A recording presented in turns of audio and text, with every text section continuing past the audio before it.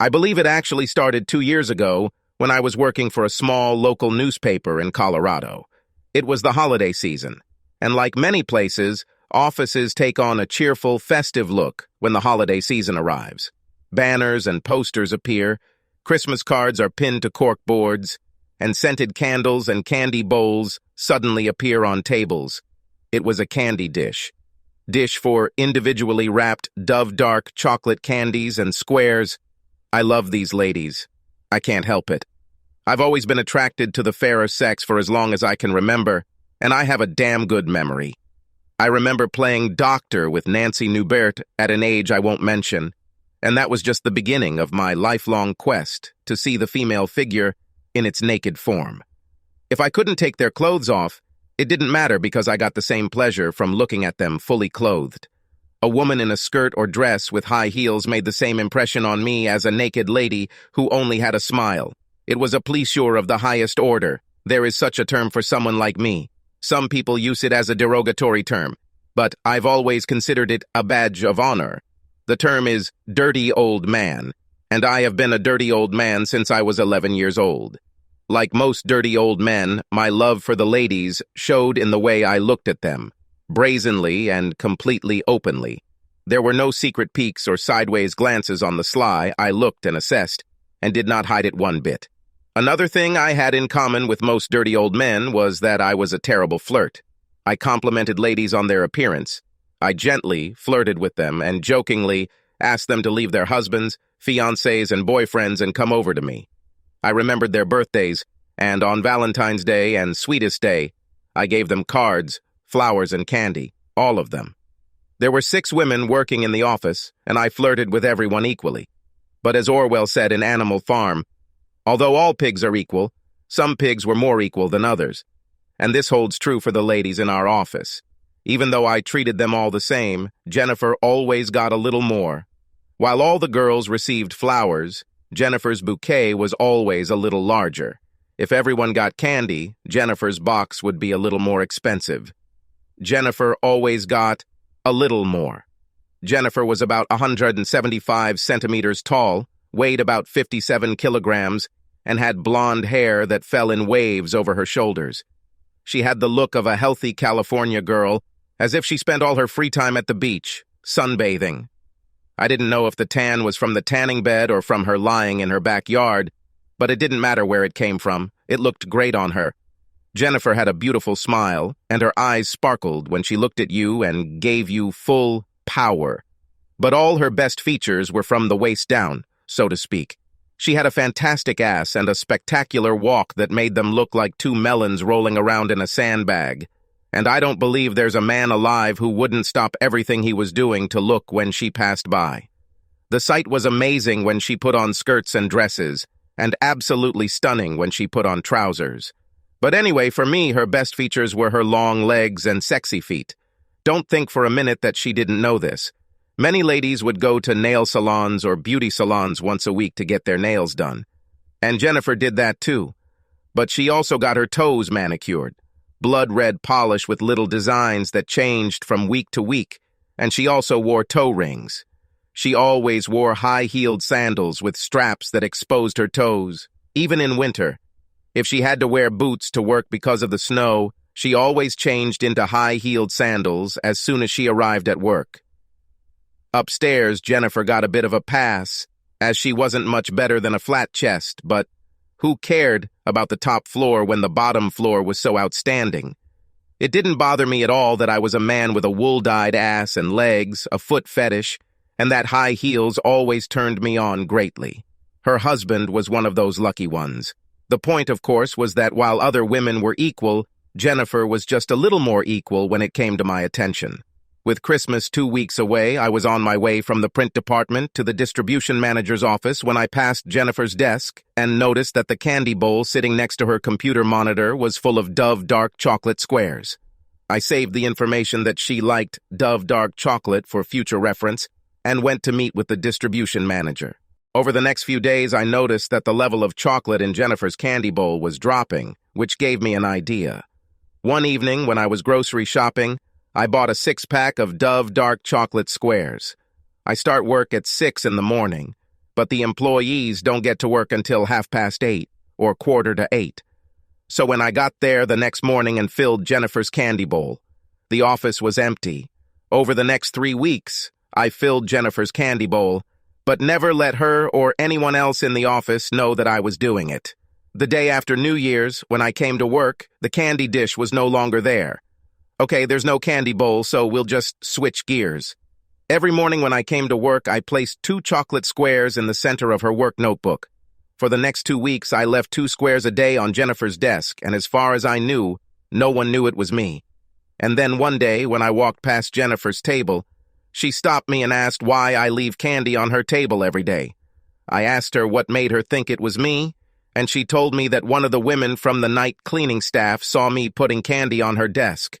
When I got caught, I told her I was leaving them because I was having fun being the mysterious candy fairy.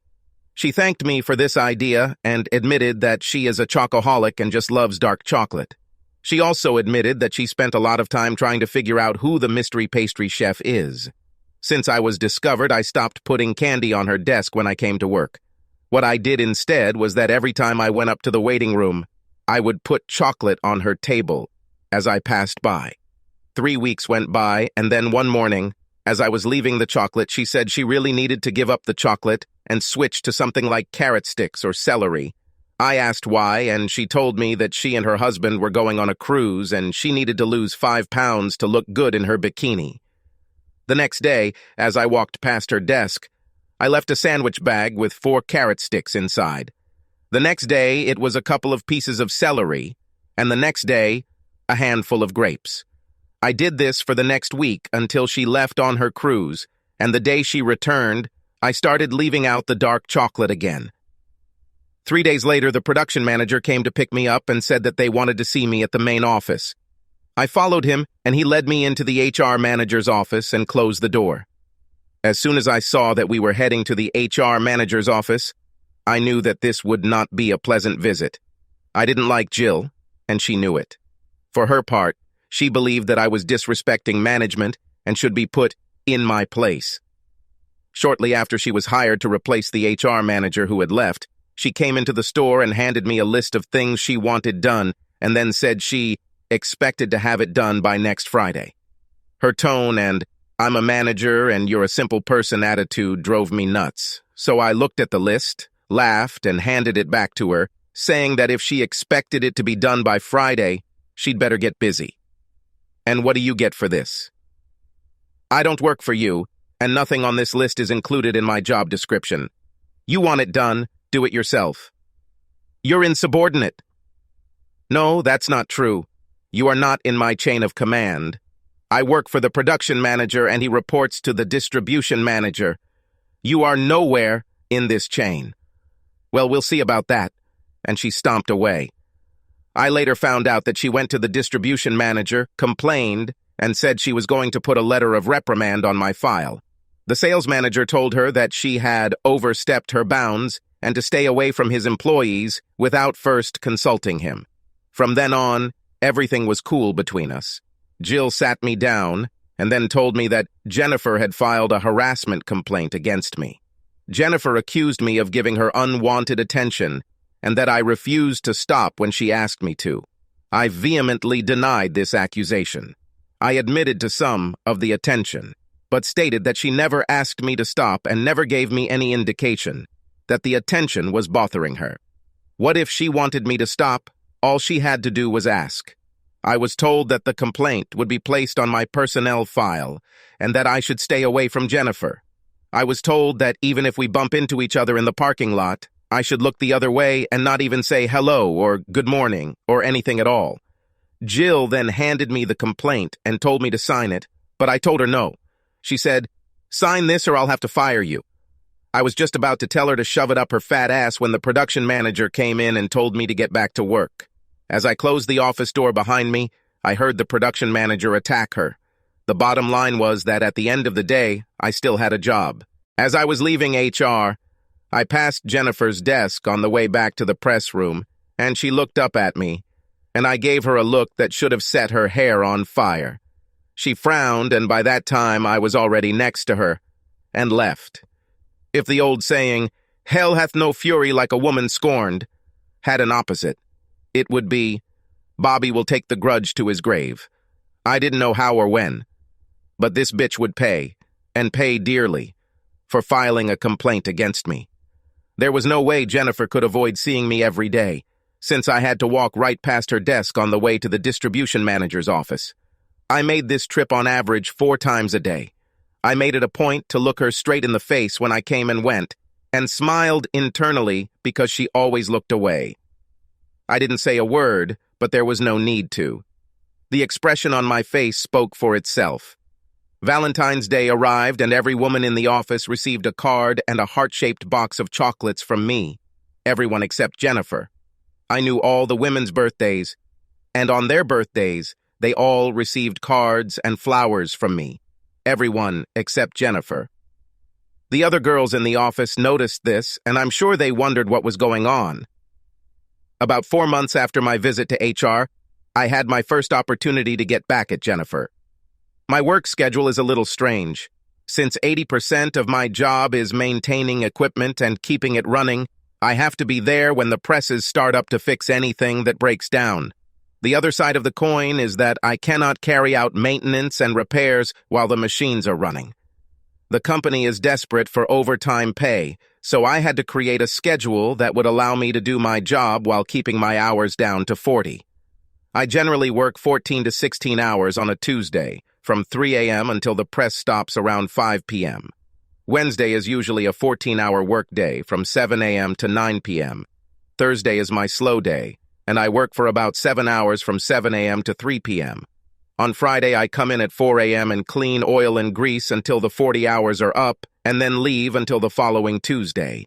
Due to my work schedule, I have a key card that allows me to enter the building at any time of the day.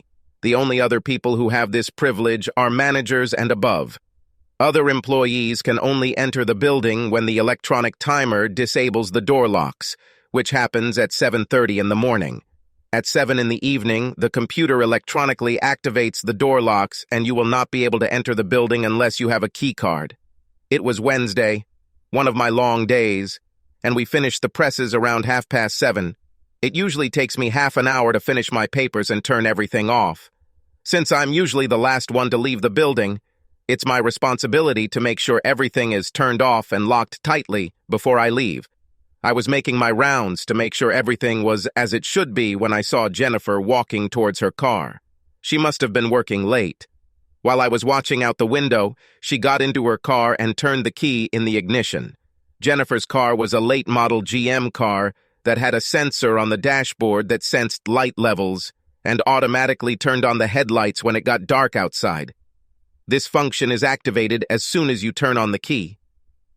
I saw Jennifer's light come on and then start to go out, which told me that her battery was probably dead. I smiled at her misfortune and finished my tour of the building, cleaned myself up, and then looked at my watch and headed to my pickup truck. Jennifer saw me, got out of her car, walked up to me and said, "I need you to let me back into the building. My car has stalled, and I need to use the phone to call my husband to come get me." I ignored her, opened the door to my truck, and started to get into it. "Didn't you hear me? I need to get back into the building so I can use the phone." I turned to her and said, "I'll probably get in trouble for this, but what the hell, you're a lady in trouble, so I think I can probably get away with it." "What can you get away with?" "I was told that I shouldn't talk to you or have anything to do with you. In fact, I think the exact words were, even if you meet each other in the parking lot, you should look the other way and not even say hello or good morning or anything at all. But since you're in trouble, I'll talk to you long enough to tell you that there's a payphone at the Texaco station. It's only a 10-minute walk from here." And then I slammed my door and drove away, leaving her standing there. 3 weeks after the parking lot incident, Jennifer left the company. But this did not mean that we would not see each other again. The city wasn't so big that we didn't run into each other from time to time.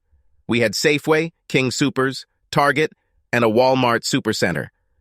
There were 10 gas stations and maybe a dozen restaurants, so there was a good chance I would see Jennifer from time to time, and I did. And every time I saw her, I looked at her with the expression, "You're a fucking bitch." She looked at my face and always looked away. It was a week before Thanksgiving, on a Wednesday. I had just gotten off work and was shopping at Walmart when I saw Jennifer pushing a cart around the store. She was pregnant, apparently about 7 or 8 months, and saw me. I gave her the look, and she turned her cart around and headed to the checkout counters. I finished my shopping, paid, and headed to my truck. I was loading up my things when I noticed a woman about 6 parking rows away from us trying to remove the spare tire from the trunk of her car. There was snow and slush on the ground. The temperature dropped, and the slush began to freeze, and the woman kept slipping. I finished loading my things into the truck, and then drove over to see if I could help this woman. I got out of the truck and said, "Can I help you with this?" The woman turned to me, and I saw that it was Jennifer. "Oh, it's you," I said, and turned to walk back to my truck. "Damn you," she said to me behind me. "I wouldn't harm you if you tried to become a decent person at least once in your life." The wrong words and the wrong tone of voice to say it. I turned to her and said, "Do you need my help? Okay, I'll help you. All you have to do is climb into my truck and please me. Either that or the parking lot is full of cars, so go find someone else to help you." Would I try to do it myself if I could get someone else to help me? I tried, but it doesn't bother anyone. I shrugged and then went back to my truck. I just sat there and watched her struggle. After almost falling over twice, she walked over to my truck and stood there waiting for me to roll down the window. "I'll give you $20 to change my tire." "No, thank you. I told you my price." "Then 35. That is all I have. Forgive." She stood and looked at me for a few seconds, and then her shoulders slumped in defeat, and she said, "Okay, change my tire and I'll do what you want." "Never. Payment in advance. You do me good and then I'll change the tire. You don't like me, so how do I know you won't leave as soon as I do this? How do I know you won't laugh at me and tell me to go to hell when I finish and demand payment? You need my help, we'll do it my way. At first it feels good for me, and then I help." "Bastard," she growled, and then walked around the truck and climbed into the passenger seat. I unzipped the zipper. I saw a tear appear in the corner of her eye, and then she looked at me with a look of pure hatred. She lowered her head and got to work. It wasn't bad considering the fact that she was more or less forced to do it, and I just sat there and smiled. I did my part. Now get your worthless ass out of here and change your fucking tire. I zipped it up, and then turned the truck's heater on full blast. "Stay here and stay warm," I said, and I got out of the truck and changed the tire. The temperature was dropping quickly, and the slush and snow were icy, so when I finished changing the tire and putting things in the trunk of her car, I walked back to the truck and invited her to lean on my arm so she wouldn't slip and fall. Not a word was spoken, and when we arrived at her car, she got in, started it, and drove off. 2 weeks passed before I saw her again. I was sitting in a booth eating dinner at Black Eyed Pea when I noticed her heading towards me. She stopped at my table and said, "I saw you sitting here and I know how much my misfortune turns you on, so I thought I'd come by and brighten your day. My husband left me 3 weeks before Christmas, 8 months pregnant, and he left. I hope this brings a smile to your face." And then she turned and walked away. I didn't smile when she left. I actually felt sorry for her. I saw her stop at the counter and pay for her food, and on a sudden impulse, I stood up, threw enough money on the table to pay for the food and tip, and headed out to the parking lot. I caught up with her as she unlocked her car door. She saw me approaching her and said, "Have you come to gloat?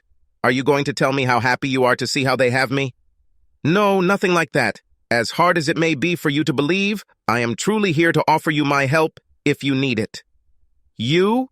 Can you help me? And you expect me to believe that?" "No, I don't expect you to believe it, but there is an offer, and it's sincere." I handed her a business card and said, "These are my home and cell phone numbers. If you need help with anything, just call me." "Why are you doing it? What's the catch? After what you did to me, why are you suddenly pretending to be nice?" "Look, you put a harassment complaint in my personnel file at work.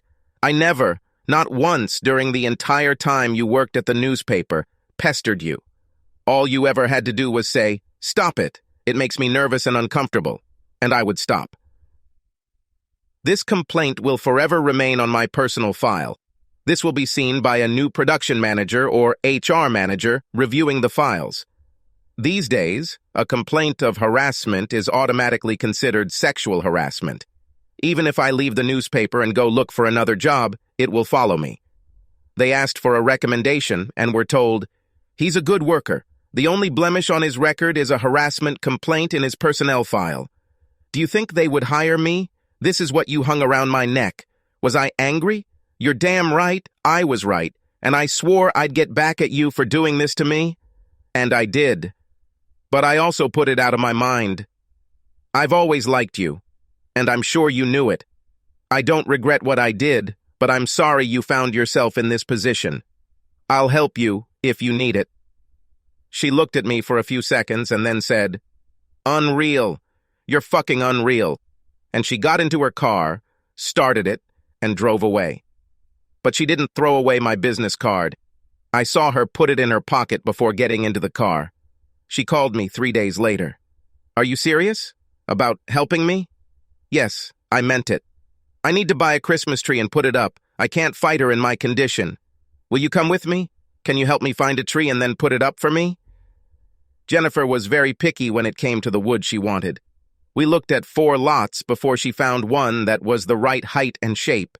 When we got back to her house, she took me down to the basement and showed me where the stand and decorations were kept, and I took it all upstairs to her living room. I set the tree up on a stand, put a star on top, and then the two of us started hanging the garlands. As I lit the lights around the tree, I asked her if she thought her husband might come back. "Not if that bastard knows what's best for him." I raised an eyebrow and she noticed and said, "I wasn't being entirely truthful when I said he left me. I mean, as far as I can tell, he left, but he didn't leave of his own free will. I threw his ass out." "You're pregnant, your due date is near, and you kicked out the father of your baby?" "I caught him having sex with his secretary.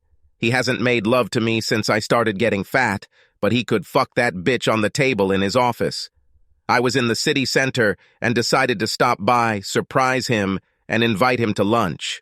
I was really surprised. I told him not to bother coming home because I wouldn't let him in. I threw all his clothes in the snow in the front yard, and 3 days later I served him with divorce papers. If you don't have a husband and no other children, besides the one you're carrying, why are you even bothering to put up a Christmas tree?" "Because my baby is due on the 23rd, and it will be her first Christmas. I want a brightly lit and decorated tree for her when I bring her home from the hospital." As we finished decorating the tree, I watched her and found it hard to believe that her husband, or almost ex-husband, stopped making love to her when her belly started to get bigger. She was sexy as hell before she got pregnant, and if anything, pregnancy made her even sexier. If I were in his place, I would not be able to take my hands off her. She caught me looking at her and asked why I was looking at her like that, and I told her. "Really? It's a pity you weren't around earlier." "Why do you say that?" "Pregnancy messes up your hormones. Right around the time I started putting on weight, I went into a state of constant arousal, and that was right when Rory decided he didn't like me anymore."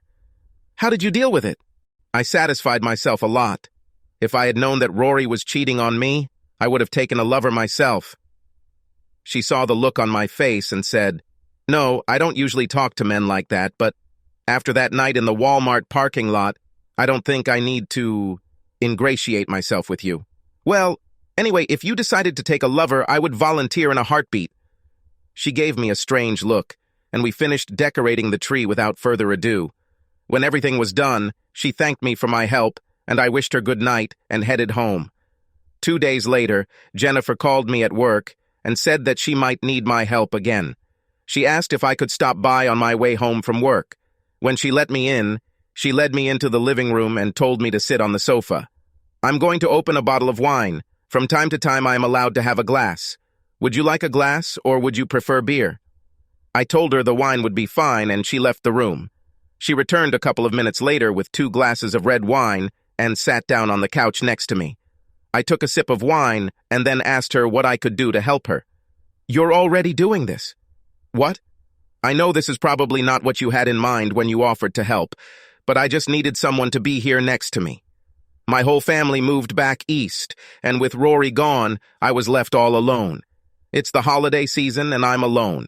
You don't have to stay if you don't want to, but I could really use some company.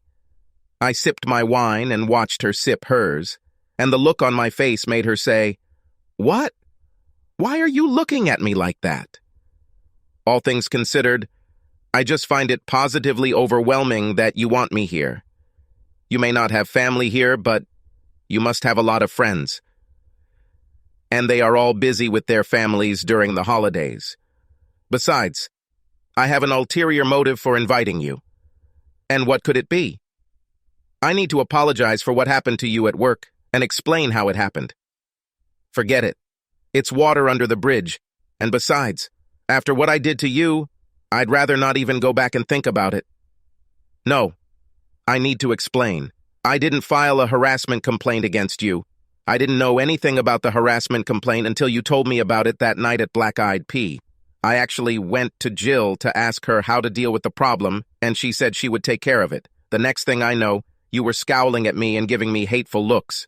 I don't know if you know this, but Maxine from accounting is Rory's cousin, and she happened to jokingly tell Rory that he better keep an eye on me, that I have a crush at work who is trying to hit on me. Rory lost his temper, ranted, raved, and accused me of encouraging you and leading you on. He demanded that I put an end to it. I didn't tell you anything because I liked your attention. You were so sweet. Never did or said anything inappropriate. I didn't know what to do, but after a week of Rory wanting to know if I had put an end to it, I went to Jill and asked for advice, and that's all I did. I swear to God, that's all I did. She told me not to worry, and that she would take care of it. Could you put this in writing for me? Of course I will. I sat and looked at her intently, and after a few moments she asked, "What are you thinking about?" That I would be much better off not knowing what you just told me. Why did it happen? Because now I have to live with what I did, both at Walmart and the night I left you in the parking lot at work. They didn't bother me when I knew I'd get even with you for what you did to me. But from now on, it will really bother me. I don't know how you can stand my presence here in your house. I focus on the memories of the sweet guy who treated me to my favorite chocolate and gave me flowers on my birthday. She refilled my glass, and we sat in silence for a few minutes. And then Jennifer said, "And how far are you willing to go to help me?" Considering how guilty I feel right now, I'd say the only limit to how far I'm willing to go is that I wouldn't kill your husband for you, but pretty much anything else is acceptable. She looked at me for several seconds, and I could tell that she wanted to say something, but had difficulty getting it out of her mouth. Finally, she said, "I told you that I've been extremely horny since I started gaining weight, and I told you that Rory started ignoring me at the same time. I need a man's touch, Bob." I stared at her as it slowly dawned on me what she was asking, and I finally found my voice and said, "Are you saying that you want me to make love to you?" Yes and no. "What does it mean?" I asked. "I'm too close to my due date to want intercourse, but there are other ways a man can please me." I knew what she was suggesting, and I had no objection to doing it, but I had to ask, "Why me?" For 2 reasons. Firstly, you told me that if I wanted to take a lover, you would volunteer, and secondly, I never cheated on Rory, never even considered the possibility of cheating, and I wouldn't know how to seduce someone to make it do what I would like. But after that night at Walmart, I feel like I can be honest with you. So, do you still want to volunteer? Well, I think I really owe you one, and you're a very sexy lady, so yes, I'll volunteer. My bed is larger and more comfortable than the sofa, isn't it? She stood up and headed to her bedroom, and I stood up to follow her, wondering how things had turned out. Never in a million years would I have thought that I would end up in Jennifer's bedroom and on the bed with her. I followed her into the bedroom and stood watching her undress. Even 8 months pregnant, she was damn sexy. She looked sexy and had that glow that pregnant women get. She looked at me standing there looking at her and said, "Why don't you take off your clothes?" "I don't have to be naked to do what I'm going to do." "Nonsense, Bob. I said I needed a man's touch. But I also meant that I needed to be touched by a man. I want Bob with bare skin. I don't need shirt material. Please, Bob, take off your clothes for me. I undressed as she climbed onto the bed and then walked over, grabbed her ankles with my hands and pulled her until she sat on the edge of the bed. I looked up at Jennifer's face and saw the anticipation on it, then lowered my head and proceeded to business. Jennifer moaned and cried, and her body shook as I did everything I could to please her. Then she pulled away and sat up on the bed. Thank you. I needed it. I really needed this. Can you hug me? I lay down next to her, hugged her, and we cuddled, and then I fell asleep. I woke up, looked at my watch, and saw that it was almost 2 a.m. I stood up and started gathering my clothes. I must have woken Jennifer up because I heard her say, "What are you doing?" "I need to get home." "No, you won't do that. You are already naked and lying here in bed. There is no point in getting up, getting dressed, going home, undressing, and going back to bed. Just go back to bed. It's nice to feel someone's warm body pressed against mine." What could I say? It was so nice to feel her warm body next to mine that I climbed into bed with her again. The next day was Saturday, so I didn't have to get out of bed early. When I finally woke up, I was alone in bed, and the smell of frying bacon filled the air. I got dressed and walked into the kitchen, and Jennifer smiled at me and said, "Good morning, sleepyhead. The coffee is on the counter behind you. How do you like your eggs? Break the yolks and hard fry them. How long have you been awake?" "Maybe an hour. I usually get up early."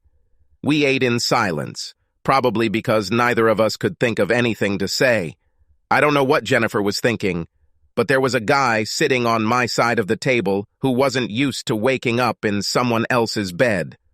I've had a lot of women wake up in my life, and I always felt some relief when we kissed goodbye and they left. I wondered if this was the thought that crossed Jennifer's mind. I found myself hoping that wasn't the case, because I kind of liked waking up in her arms. Jennifer interrupted my thoughts. "What are you thinking about?" "Just trying to make sense of it." "Which?" "You know, my stay here. After the way I treated you, there's no way I should be here. You should run away screaming at the mere sight of me." "Blame it on my pregnancy. I have all sorts of mood swings and end up doing strange things. I guess a lot of it has to do with the fact that you said you thought I was sexy. Even thinking I knew I looked like a beached whale with you offering to help me, and then I had one of my mood swings. Whatever it is, I have no regrets." "Me too." "What are you doing today?" "I'll clean my apartment, do my laundry, and watch some college football." "Why do you ask?" "I was going to ask you to spend this day with me. Last night was nice, but it only made things worse. It's hard for a girl to go without sex for more than 6 months, especially one who is used to it 3 or 4 times a week. So what you're saying is that you want me to be your sex toy for a day. Maybe another time too." My apartment was not cleaned that weekend. My laundry wasn't finished, and I didn't watch a minute of football or college or anything else. I spent most of the next week either stopping by Jennifer's on the way home from work or calling her to see if she was okay, and twice she asked me to stay the night. On Saturday, I looked after her while she went shopping and then took her out to dinner. On the way home, I asked her how she planned to get to the hospital when the time came, and she told me that her in-laws were determined to do so. Even though it's over between me and Rory, they're grandparents, and they say they want Janet in their lives. Janet? This is the name I chose for my little girl, Janet Elaine. Does your husband plan to be present at the birth? I doubt it. I haven't heard from that bastard in 2 months. When I drove her home, I kissed her and said I would call her, and she asked, "Aren't you staying?" "Not today. I really need to do laundry and tidy up my apartment. I don't dare let this slide for 2 weeks straight." "Okay, then let's go to your house. I can wash your clothes while you clean, or I can clean the apartment while you do laundry." "Why do you want to do this?" "Because I don't want to be alone right now, and I feel comfortable with you. You can't clean the house or do the laundry in your good clothes. I'll pack a bag, or better yet, you'll spend the night here, and in the morning we'll go to your house and do what needs to be done." "Are you sure?" "What I'm sure of is that I want your body next to me tonight, And if that's what I have to do to get it, then yes, I'm sure. In the morning, we headed to my home and stopped for breakfast at a village inn. I sat on the other side of the table and watched her dig into her pancakes and wondered what it would be like to spend the rest of my life with her. I felt more comfortable with her than with any other woman in my life, including my ex, who I thought I was madly in love with. "What are you thinking about?" she asked. "Just interested in some things. When will your divorce be final?" "Not until the baby is born. Asshole wants a DNA test to prove he's the father before he agrees to pay child support. I'm not pushing it, because the longer this goes on, the more the lawyers will charge him, and Rory's checkbook hit is what hurts him the most. What are you going to do after the divorce is final? I'll try to convince the man I chose to replace Rory that he can't live without me. And how will this man look at all this time you spend with me?" She looked at me and was silent for a second or two before saying, "You can't be that stupid." It took a couple more seconds for what she had just hinted to sink in, and I sat there looking at her, completely stunned and speechless. I finally collected my thoughts and found the power of speech. "You and me? You can't be serious. You don't know me, and you don't know anything about me. Not only that, but how can you even think of not noticing how disgusting I have been towards you? Yeah, and what about how nice you've been to me the last 2 weeks? You treated me like a princess. Girls love it, in case you didn't know. But still, it's too small to even think about it. Not for me. I know it sounds strange, but I know it's right. I called you on a whim. I needed help, and you volunteered, and you didn't hesitate when I called and came right away. I didn't even expect that we would be able to live together as long as it took to find the tree. But by the time we decorated it, I knew you were the one. Don't ask me how I knew. I just realized it. I am more confident in this than I have ever been in anything in my life. All I have to do now is convince you." Things were getting too confusing for me, so I changed the subject and asked her how her pancakes were going. On the way to my house, I thought about nothing else except the bomb she had just dropped on me. Of course, I felt more comfortable around her than with any other woman, and I wondered what it would be like to spend the rest of my life with her, but I knew even less about her than she knew about me. I did think about her almost constantly, but that was the case with Annie, and look how my marriage to her turned out. Jennifer said she just knew, but I just knew about Annie, so I wasn't going to put too much faith in that. But I couldn't deny that I was very interested in Jennifer, and God knows I loved waking up next to her and wanting to make it a daily thing. Well, nothing was going to happen until her divorce was resolved, so I had time. Jennifer took one look at my apartment and said, "No, that won't do." "What do you mean won't fit?" "He's too small for the 3 of us." "The 3 of us?" "You, me, and Janet. Do you have a lease?" "No. This happens month after month." "Fine. Then there won't be any problems getting you to move out." "Move out?" "I intend to keep the house during the divorce. Rory may have other ideas, but I'm sure the courts will understand that I need a home where I can raise my child. As soon as the divorce is finalized, we will move in together." "Are we going to do this? Don't I have a say in this matter?" "Of course you have a say, and by the time comes, I'm sure I can convince you that saying yes is the smartest thing to do." I just stood there and looked at her. I had no idea what to say. The situation was just too out of the ordinary for me. "Come on," Jennifer said. "Let's get your business done so we can do what I want." "And what would that be?" "Foolish man.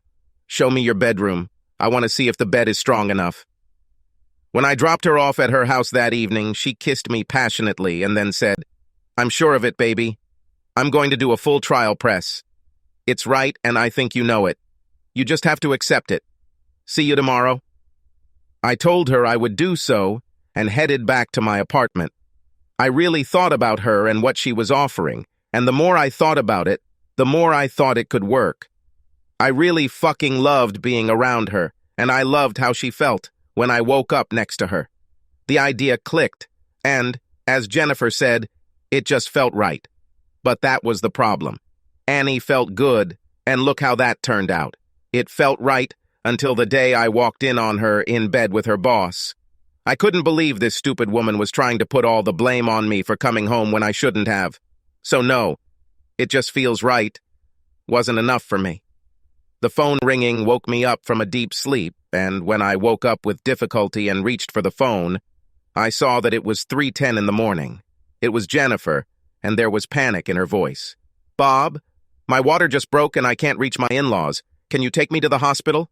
I told her I was on my way, hurriedly got dressed, and drove to her house. I helped her into my truck, and then we headed to the hospital. On the way, she told me that she called the hospital and her doctor and tried several more times to call her husband's relatives.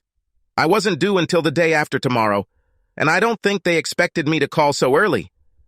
Give me their number and I'll keep trying to contact them. Do you have your husband's phone number? He should know." "Well, to hell with it. He's probably sleeping with his secretary.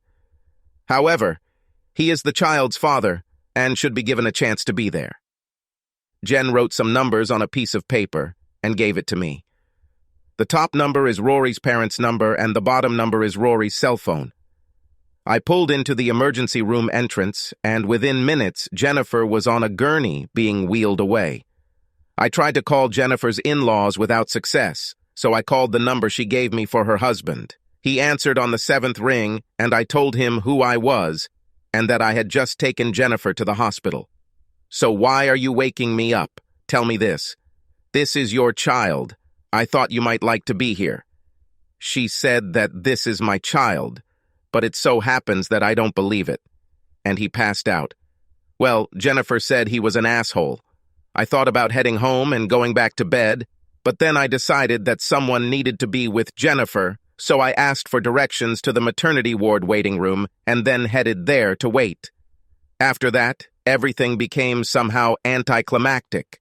The doctor said that the birth was easy and everything was fine between mother and child.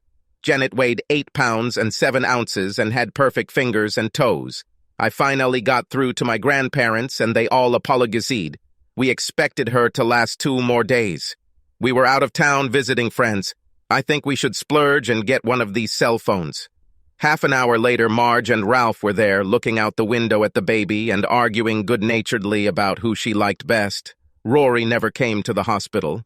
When Jennifer was discharged on Christmas Eve, I stopped by her house on the way to pick her up and turned on the lights on the tree so that the tree would be lit when Janet was brought inside. I drove Jennifer and Janet home and helped them climb inside. Marge was already there to help her, so I kissed her on the cheek and said, "I'll see her later." Jennifer squeezed my sleeve in her hand and said, "Please be here tomorrow." I told her I would be there and left her in the care of her mother-in-law while I went home to my apartment. I was going through my mail and found a Christmas card with a familiar message on it, so I opened it. It was from Annie and it was a standard Peace on Earth card, but on the left side she wrote, "I wish you weren't here or that I was there. Please call me Bobby."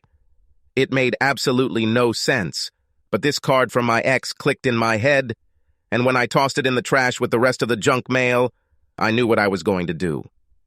Jennifer sat on the couch, hugging Janet and humming to her. I watched the mother and child and knew that what I was about to do was right.